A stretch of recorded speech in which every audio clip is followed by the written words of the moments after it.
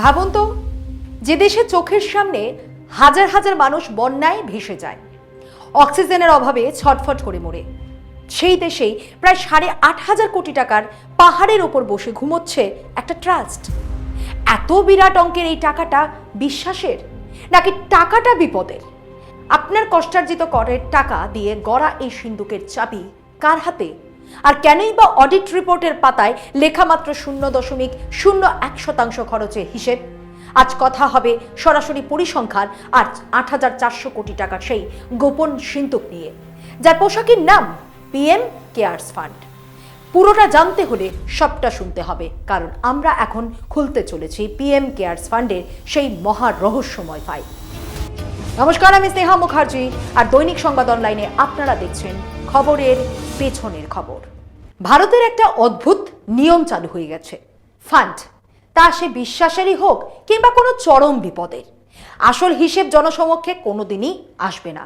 দেখার লোক ঠিকই বুঝে নেয় কিভাবে শ্রদ্ধার সুযোগ নিতে হয় আর কিভাবে বিপদের সুযোগে মুনাফা লুটতে হয়। রাম মন্দিরের প্রণামী চুরির অডিট রিপোর্ট এখনো আলো দেখেনি, কিন্তু ট্রাস্টের মূল কর্তা ব্যক্তি চম্পত রায় কিন্তু বেকসুর খালাস পেয়ে গেছেন। একই চিত্র পিএম কেয়ার্স ফান্ডেরও। জনগণ হিসেব চাইছে আর সরকার যেন মুখে কুলু পেটে বসে আছে। ওদের আচরণ দেখে মনে হচ্ছে ফান্ড থেকে কত খরচ হলো সেই হিসেব চাওয়া হয়নি, যেন যে সিন্ধুকে টাকাটা রাখা আছে তার পাসওয়ার্ড চেয়ে বসা হয়েছে। একটু পেছনের দিকে তাকানো যাক। 2020 সালের 27শে মার্চ কোভিডের ভয়াবহ দিনগুলোতে পিএম কেয়ার্স ফান্ডের যাত্রা শুরু। কথা ছিল যে কোনো স্বাস্থ্য সংকট বা প্রাকৃতিক দুর্যোগ মোকাবিলায় এই টাকা ব্যবহার করা হবে। সম্প্রতি পাওয়া অডিট রিপোর্ট বলছে ফান্ডের তহবিলে বর্তমানে জমা আছে প্রায় 8,400 কোটি টাকা। এই নিয়ে টুইট করেছেন বিশিষ্ট সমাজকর্মী অঞ্জলি ভরদ্বাজ। আসুন এই সংখ্যাটাকে একটু সহজ হিসেব দিয়ে বোঝার চেষ্টা করি। 8,400 কোটি টাকা দিয়ে ঠিক কি কি করা সম্ভব? আমাদের দেশের 42টি জেলায় গড়ে তোলা যেত 300 শয্যার সর্বাধুনিক হাসপাতাল। গ্রামীণ এলাকায় তৈরি করা যেত 2000-এরও বেশি প্রাথমিক স্বাস্থ্য কেন্দ্র, আর দেশের 4,000-এরও বেশি সরকারি স্কুলকে পুরোপুরি হাইটেক স্মার্ট স্কুলে রূপান্তর করা যেত। প্রায় 53 লাখ পরিবারের ঘরে পৌঁছে দেওয়া যেত বিশুদ্ধ পানীয় জল। পরিসংখ্যানটা আরও স্পষ্ট করি। এই বিপুল পরিমাণ অর্থ দেশের বার্ষিক স্বাস্থ্য বাজেটের প্রায় 7% এবং শিক্ষা বাজেটের প্রায় 6%-এর সমান। ভাবুন একবার।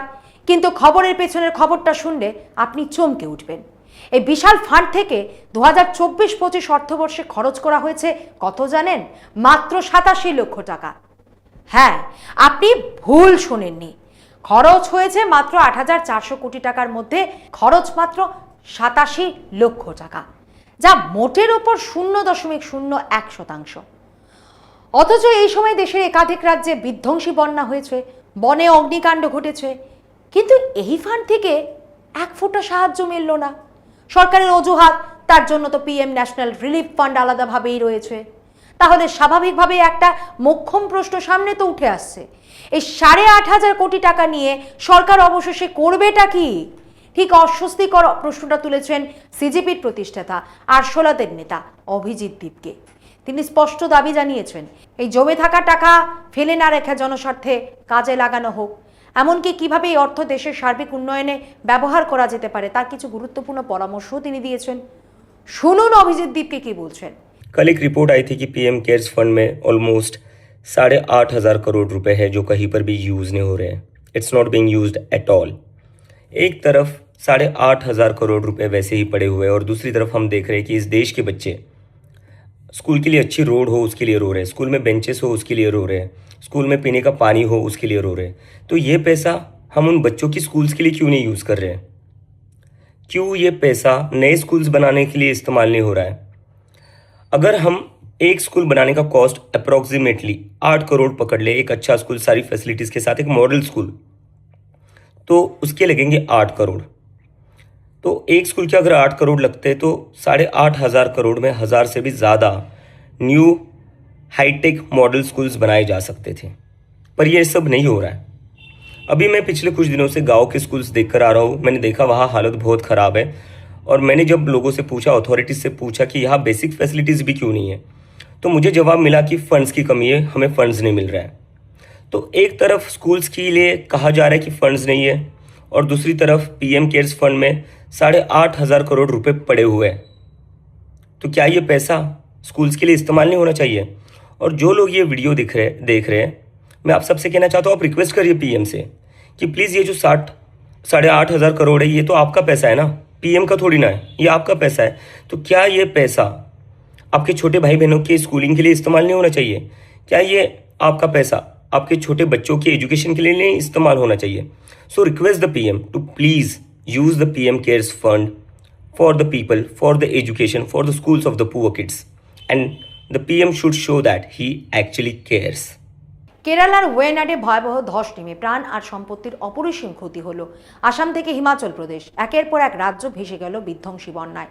ত্রাণ শিবিরে মানুষ যখন একমুঠো খাবারের জন্য হাহাকার করছে, ঠিক তখনই দেশের সবচেয়ে বড় জরুরি ত্রাণ তহবিলে জমে আছে 8,500 কোটি টাকা। আর সেই টাকা বিপন্ন মানুষের কাজে না লেগে ব্যাংকে ফিক্সড ডিপোজিট হয়ে সুদ কুড়োচ্ছে।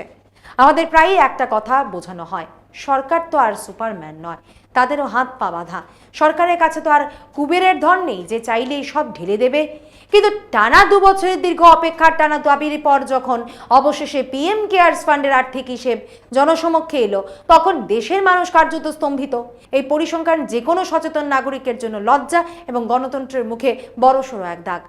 একটু ভালো করে ভাবুন, 8,452 কোটি টাকার একটা আপৎকালীন জরুরি তহবিল যা তৈরি হয়েছিল সংকট মোকাবেলার জন্য। আর 2024-25 অর্থবর্ষে পুরো একটা বছরে সেই ফান্ড থেকে দেশের মানুষের জন্য কত খরচ করা হলো? মাত্র 87 লাখ টাকা। অর্থাৎ মোট ফান্ডের মাত্র 0.01%। আর বাকি বিপুল পরিমাণ অর্থ অলস পড়ে রইল ব্যাংকের ফিক্সড ডিপোজিটে, যা থেকে এক বছরেই সরকার সুদ বাবদ আয় করেছে 460 কোটি টাকারও বেশি। বিষয়টা কিন্তু শুধু অঙ্কের নয়, নীতি আর সদিচ্ছার। ইমার্জেন্সি ফান্ড ভবিষ্যতে ব্যবহারের জন্য জমিয়ে রাখা অন্যায় কিছু নয়। সরকারও যুক্তি দিচ্ছে যে ভবিষ্যতে সংকটের জন্য সঞ্চয় তৈরি করাই পিএম কেয়ার্স ফান্ডের মূল লক্ষ্য। কিন্তু প্রশ্ন হলো, 2024-25 সালে দেশে কি এমন একটাও বড় সংকট আসেনি? কেরালা বা আসামের মানুষের করুণ দশা দেখেও কি প্রধানমন্ত্রীর মন বিন্দুমাত্রও কাঁদেনি? একটা টাকাও সেখান থেকে বের করার প্রয়োজন মনে হলো না? আর যদি ফান্ড খরচ নাও করা হয়, তবে সাধারণ মানুষের কাছে হিসেব দিতে এত দ্বিধা, এত দীর্ঘ তালবাহানা কেন? টাকাটা কোথা থেকে এলো? কে কত অনুদান দিলেন? টাকা কোথায় রাখা আছে? আর তা কিভাবে ব্যবহার হচ্ছে? এই সাধারণ তথ্যটুকু দিতে সমস্যাটা কোথায়? কেউ তো আপনার ডিগ্রির সার্টিফিকেটে দেখতে চাইছে না। দেশের মানুষ শুধু অডিট করা স্বচ্ছ হিসেবটুকু চাইছে। সরকার চাইলে তো সাধারণ মানুষের ল্যাপটপ থেকে শুরু করে ব্যাংক অ্যাকাউন্ট সব জায়গায়ই নজরদারি চালাতে পারে। তবে নিজেদের এই অডিট রিপোর্ট মানুষের সামনে রাখতে এত আপত্তি কিসের?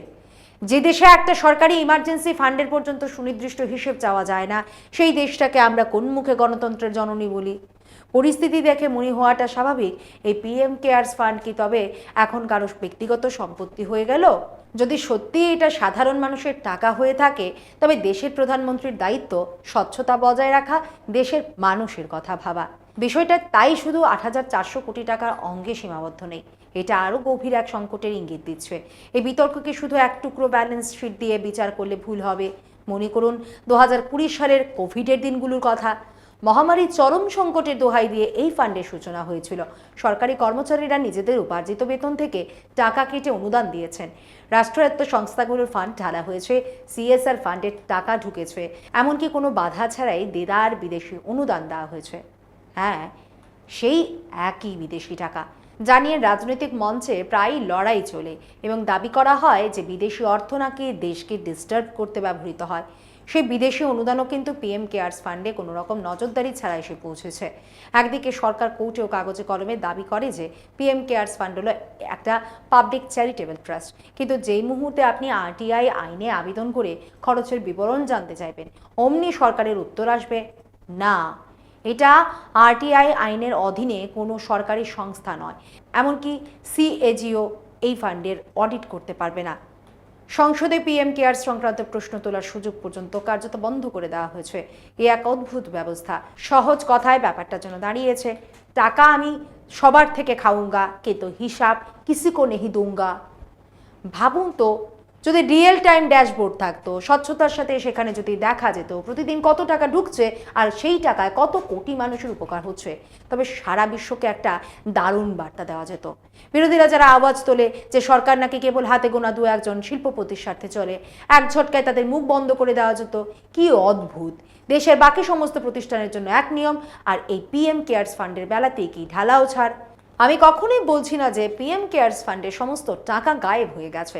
2020-21 এবং 2021-22 এই দুটো অর্থবর্ষে কোভিডের দাপট যখন তুঙ্গে ছিল, তখন প্রায় 8,000 কোটি টাকা এই ফান্ড থেকে খরচ করা হয়েছে।